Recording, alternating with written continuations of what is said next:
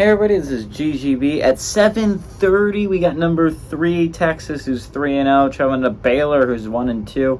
Texas favored by 15 on ABC. It's really interesting that Texas got rewarded for playing a close game with Wyoming, while they punished Florida State for playing a close game with Boston College.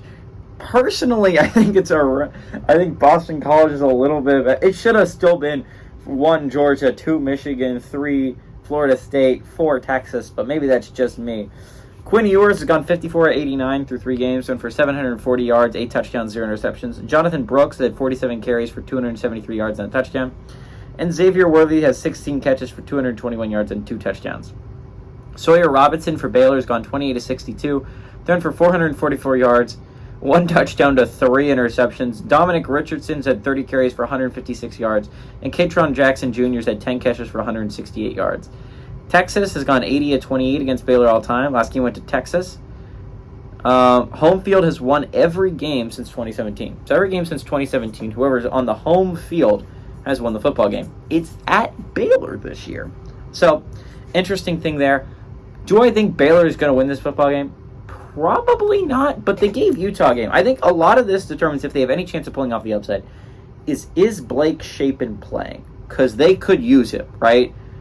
The reason you didn't beat Utah is because you didn't have a competent offense, right? You made a lot of mistakes, a lot of turnovers that resulted in you losing your game. The defense played phenomenal for that entire thing, and you almost won because of your defense. In the second half, you were kind of just like, I will chew 2 minutes of clock every single time and just let our defense try and win this thing.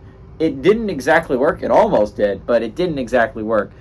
If Baylor can have any sort of offense, you can win football games, which is like a completely different flip thing of what happened in the Texas State game, right? The whole thing in the Texas State game was there was no defense. If you'd played defense, your offense played fine enough to win the football game. Your defense played awfully. And it was a flip thing in the Utah game where your defense played amazingly, which if they had played that well in the Texas State game, you would have won. And you would still be in playoff eligibility, but, hindsight's 2020. And then the offense was awful because you had no Blake Shapen. Shapen wasn't there. Is Shapen going to be there? Because, honestly, if I remember the stats correctly, Shapen has the same amount of completions as Robertson with, 20 to 30 less passes.